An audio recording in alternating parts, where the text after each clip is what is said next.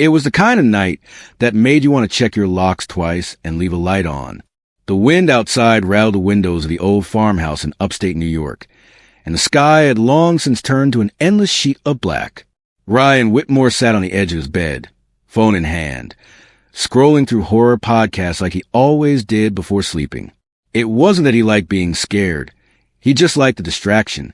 The silence in the house had a way of pressing it on him, especially since his parents left him the house after their sudden passing 2 years ago. It was a fixer-upper, but it was all he had. The house creaked and groaned like it had a mind of its own. Sometimes the pipes knocked in the walls. Sometimes the floorboard would sigh under invisible footsteps. But Ryan had learned to live with it. Until tonight. Around 11:43 p.m., he found a podcast episode titled, "They Whisper from the Walls." The thumbnail showed a shadowy figure standing in a hallway. Intrigued, he put in his earbuds and hit play. The narrator's voice was low and calm. "If you're hearing this," the voice began, "then you've already invited them in. They like when you listen. They like when you acknowledge them." Ryan smirked, appreciating production quality. The story continued, describing a man alone in his house who began to hear whispers at night, voices coming from behind the walls. At first, he thought it was the wind, but then the voices began to say his name. They told him secrets, things no one else should know. The more he listened, the stronger they became. Soon, the narrator whispered, they walked freely in halls. Suddenly, Ryan's phone glitched. The screen flickered. The audio cut in and out. He pulled out his earbuds. The wind howled louder now, as if it were trying to get in.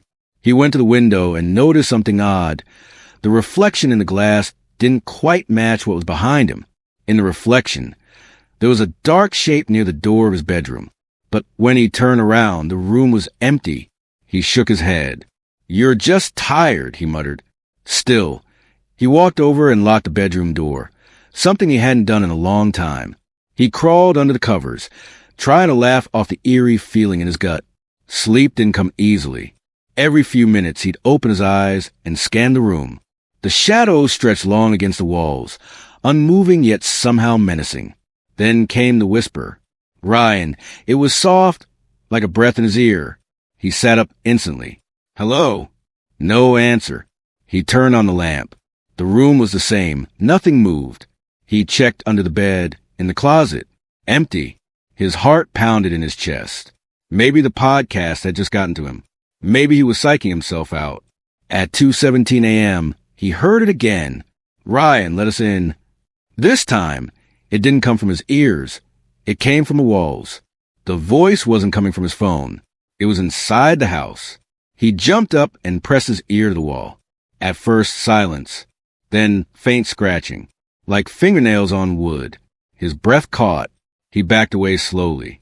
Suddenly, the light bulb in his lamp flickered and popped, leaving the room bathed in darkness. Panic surged through him. He grabbed his flashlight and aimed it toward the wall. The scratching grew louder, closer. Then it stopped. For a second, the world was silent again. Then the whisper returned, right behind him. "Ryan," he turned, expecting to see someone standing there. But again, no one. His flashlight shook in his hand. That's when he noticed something horrifying. The wallpaper on the far wall was peeling away. From behind, a small, shadowy hand emerged. Not a real hand. Something half-formed, like it was made of ash and shadow. It pressed against the wall, and Ryan could see the imprint stretch outward. Another hand joined it. Then another. He stumbled back, tripping over a pair of shoes and falling to the floor.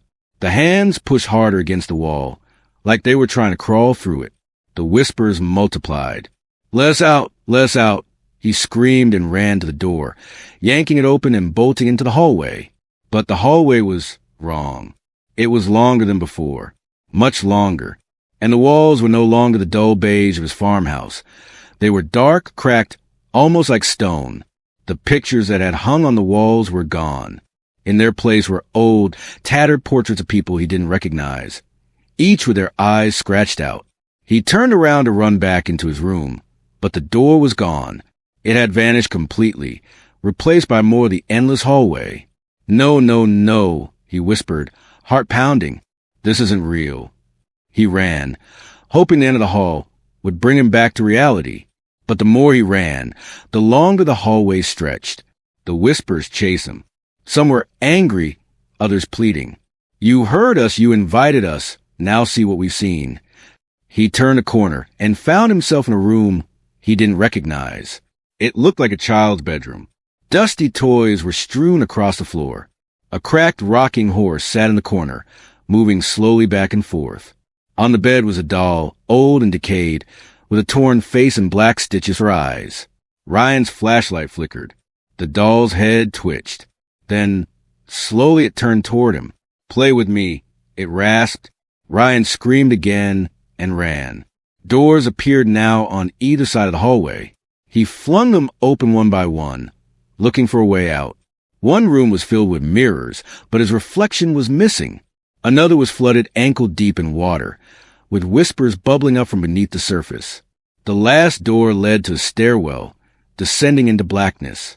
He hesitated, but the whispers were closing in, louder now, almost shouting. Down, go down!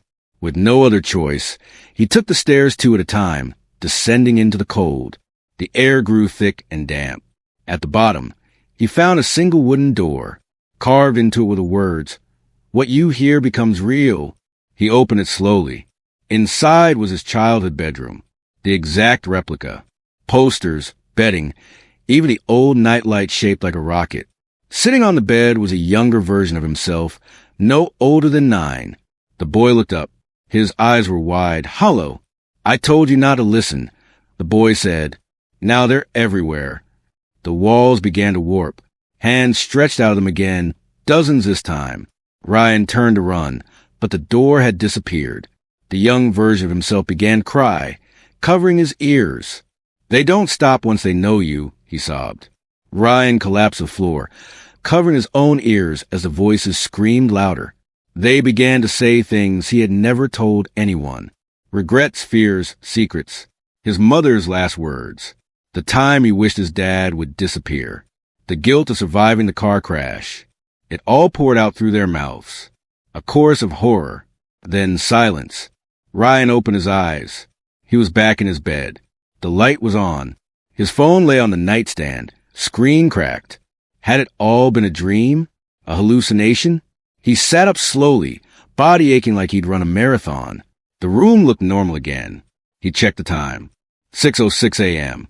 But as he stood and walked toward the mirror, he noticed something terrifying. In the reflection, he was smiling, but he wasn't.